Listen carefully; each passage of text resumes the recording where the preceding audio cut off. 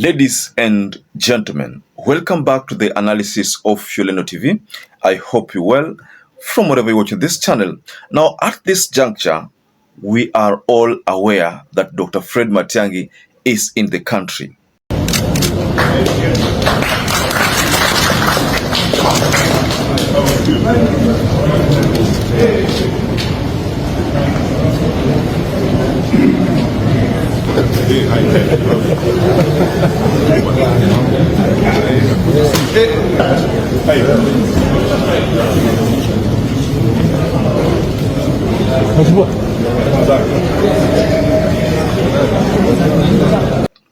The reasons why he's in the country are not yet clear, but of course we are in a Pasaka festive season, so we expect that maybe amekuja kula Pasaka na familia, or maybe he is here because of his political ambitions, assuming he has okayed the endorsement from Jubilee.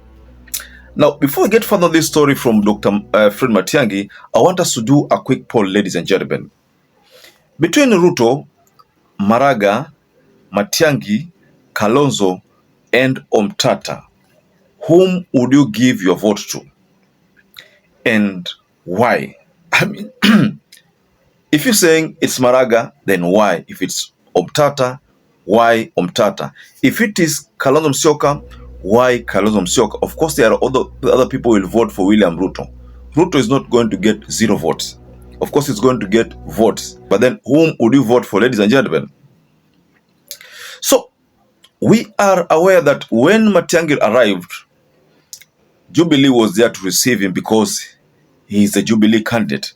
But he also had nominated Senator Oruaba, and I'm talking about Gloria Oruaba. Then we had Senator Richard Onyonka from ODM.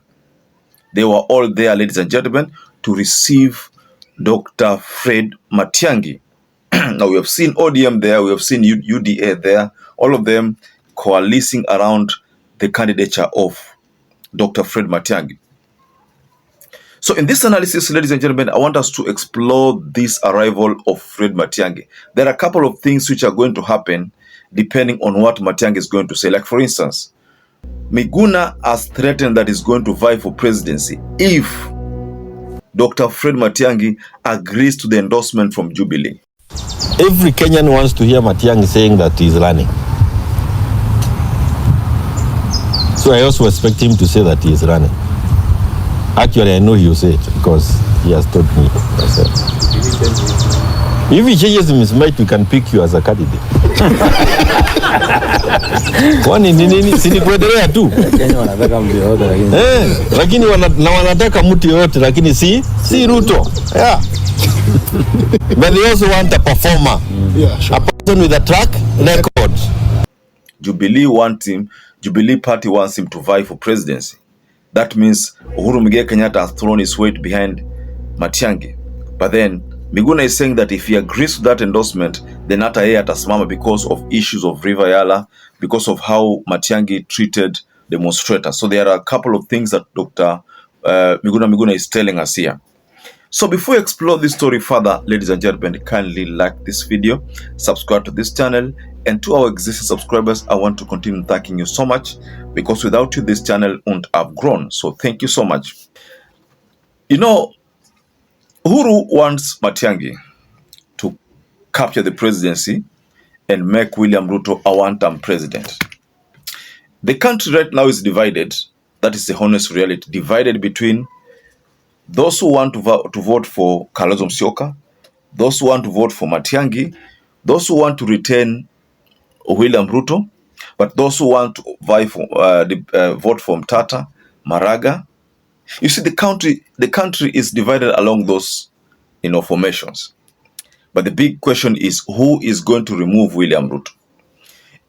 To be honest, ladies and gentlemen, William Ruto wants all of these candidates to vie. Wote wachukue hizo kura. Yani, in fact, wote wawe kwa debe. That is what he is praying for. Wote wakiwa kwa debe, it becomes very easy because wala ambao watapiga Maraga, Omtata, Kalonzo, maybe na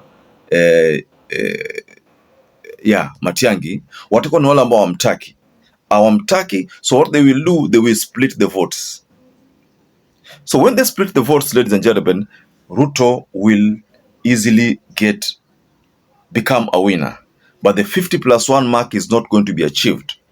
But in our previous analysis, ladies and gentlemen, we talked about the 50+1 mark, which some members of parliament allied to William Ruto came out publicly trying to propose that it be removed because hiyo inaleta shida sana, the 50+1 mark. But we knew as Kenyans that what the member of parliament was trying to do, he was trying to make it easy for William Ruto to secure the presidency in round one.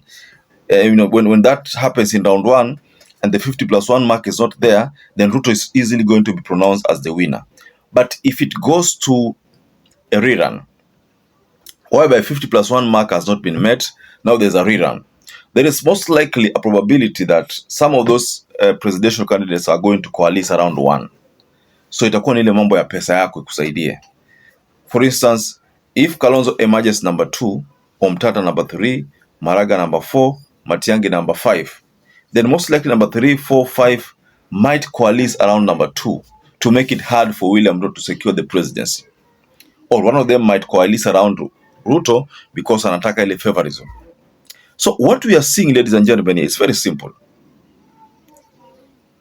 Very, very simple, ladies and gentlemen. Fred Matiangi is the person you can bank on in this coming election, ladies and gentlemen. But of course, there are other dissenting voices. There are people who don't share the beliefs of other people support Matiangi. There are people who are saying that Matiangi is going to be Uhuru Muigai Kenyatta's project. Now, the fact that it's going to be Uhuru Muigai Kenyatta's project is most likely going to continue with Uhuru Muigai Kenyatta's policies. And if that happens, ladies and gentlemen, according to these people who have their own script, if that should happen, ladies and gentlemen, where Matiangi is accused of being Uhuru Muigai Kenyatta's project, that accusation is going to cause dent in his political image. Yeye atakuwa anachukuliwa kama puppet, puppet wa rais aliyekuwa mamlakani. Rais atakuwa anamtumia yeye kumpiga yule rais aliyeko mamlakani saizi, na tunaongelea Ruto saizi. We all know that not everyone is happy about Matiangi's return. Like for instance, there's this issue of Miguna, and you know what Miguna said when Miguna was confronted to talk about this issue of Matiangi. Miguna said he's going to vie for presidency if Matiangi also forces his way into the ballot. Then Miguna is going to vie. Why? Because of the history of Yala, because of how demonstrators were treated. You remember cold demonstrations. Matiangi alitumia nguvu kipita kimpimo sana. So anasema kwamba watalipiza kisasi. Anasema kwamba atalipiza kisasi, that is Matiangi. No, anasema kwamba atalipiza kisasi, that is Dr. Miguna. Also, Miguna remembers the issue of deportation, the way he was forcefully removed from the country. Hiyo pia ni swala ambalo aliongelea, na anasema kwamba hilo swala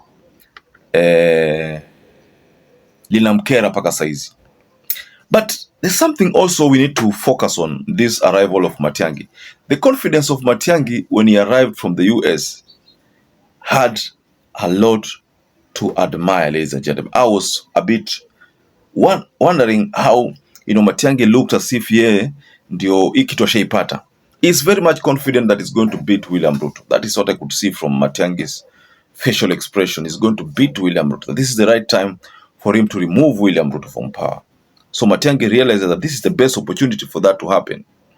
But that explains why he's not going to allow Kalonzo Musyoka to be the person flying that flag bearer, that flag of the party ambao watakuwa wametengeneza, kwa sababu Kalonzo Musyoka anajua kwamba Babu Owino ni mtu ambao ni ana ufuasi, ana ufuasi na watu ambao wanamsikiza ni wengi.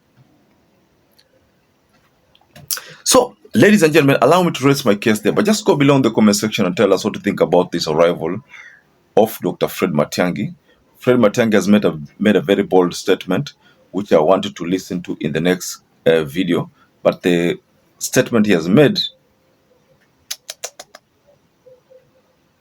Tari, So perhaps if you watch this video and you've not subscribed, take 1 second and subscribe, like this video.